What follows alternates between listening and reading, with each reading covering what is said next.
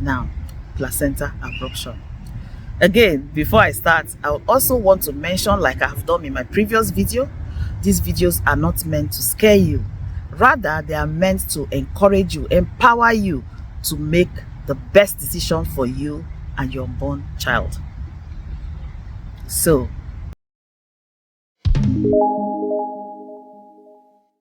hello and welcome once again aboard JulieCity.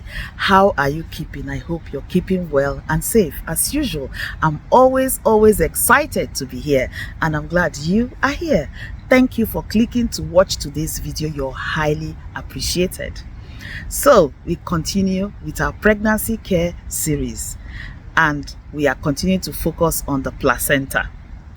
If you are behind or it's your first time, then I'll encourage you to watch these videos. I'll be leaving their links on the end screen or the card at the end of this video.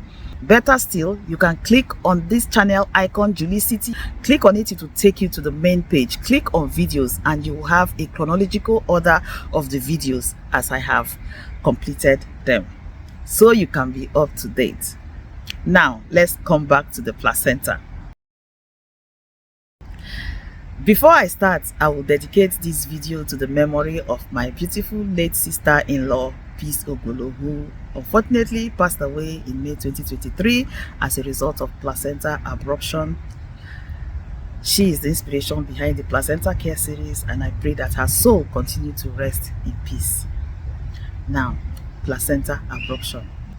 Placenta abruption happens when the placenta untimely detaches from the wall of the uterus or the womb before the baby is born. It is not a common occurrence, I can assure you. However, when it happens, it can be serious, especially if not well managed. The placenta is critical to the survival of any pregnancy and thriving of the baby in the womb. It provides the necessary oxygen, the necessary nutrients, opportunity for baby to excrete. It provides protection, and so on and so forth, as I list on the screen. So its sudden detaching from the womb is a serious business and critical. It is life-threatening for the unborn child, because obviously the unborn child will be deprived of oxygen and relevant nutrients and opportunity to thrive. It is not just critical for the baby, it is also life-threatening for the pregnant woman herself. With the placenta abruption, separation can be partial or complete.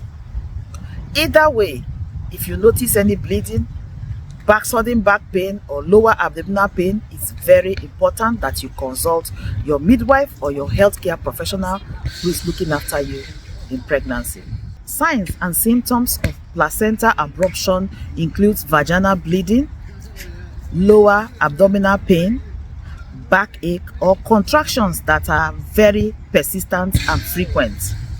If you notice any bleeding or any of these symptoms at any stage in your pregnancy, it's important to speak to your midwife or the healthcare professional that is looking after you in pregnancy.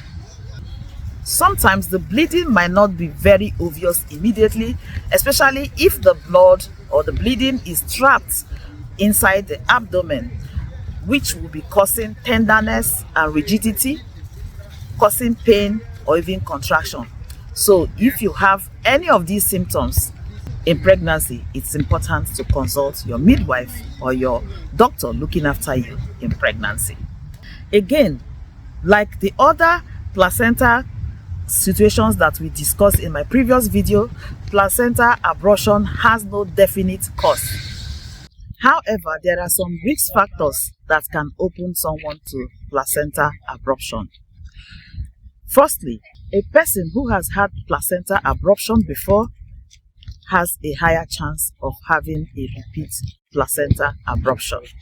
Secondly, chronic high blood pressure, that is existing high blood pressure before pregnancy, or pregnancy-related high blood pressure, or any of those hypertension-related conditions in pregnancy like preeclampsia, HELLP syndrome, if not well managed, can also lead to placenta abruption. As mentioned earlier, any form of trauma, fall, blow to the abdomen can also lead to placenta abruption. So if you ever have a fall during your pregnancy or any blow, accident, whatever it is that has a heavy impact on your abdomen, it's important to speak to your midwife or the doctor that is looking after you in pregnancy. Other risk factors or reasons that might lead to placenta abruption include smoking, the use of illicit drugs, infections. These all can increase the risk of placenta abruption. Also, any sudden loss of the amniotic fluid, that is the fluid that surrounds the baby and keeps the baby protected. If it is suddenly lost, it can also lead to placenta abruption. Again, I repeat, if you happen to experience any of these preterm, during pregnancy, please speak to your midwife or your healthcare professional looking after you in pregnancy.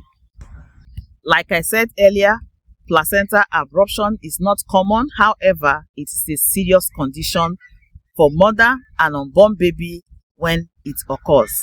It can lead to the stories that touch the heart, the passing away of the mother and the unborn child, like in the case of Peace Ogolo. It can lead to premature birth, delivering baby immediately, because what will sustain the baby, the placenta that will provide what it needs to be sustained and thrive, is no longer available. So baby will obviously need to be delivered fast. It can lead to stillbirth, the stories that touch the heart that we do not want to, hence sharing this video to empower you to gain knowledge. Our firm belief is knowledge is power, and I can also add that wisdom is profitable to direct. So when you gain knowledge, you gain understanding. Also, because of the heavy loss of blood, it can lead to shock, it can lead to blood transfusion, blood clotting problems.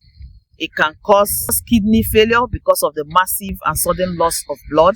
Other complications leading to hysterectomy, that is total removal of the woman's womb. Yes, it is serious. That is why it's important for you to act fast as soon as you notice anything unusual during your pregnancy, especially bleeding, contractions before term, lower back pain, chest pain. All of these calls for review. Like I said, these videos are not meant to scare you, but to empower you to know what to do if ever these situations arises. I hope you found this video useful. If you have, I will encourage you to give this video a thumbs up. It helps the video to be pushed to others who will benefit from the information it has. Subscribe if you've not subscribed. Leave a comment for me. Educate us in the comment section. Share. And until I see you next time, don't forget, your health is your wealth. Bye-bye.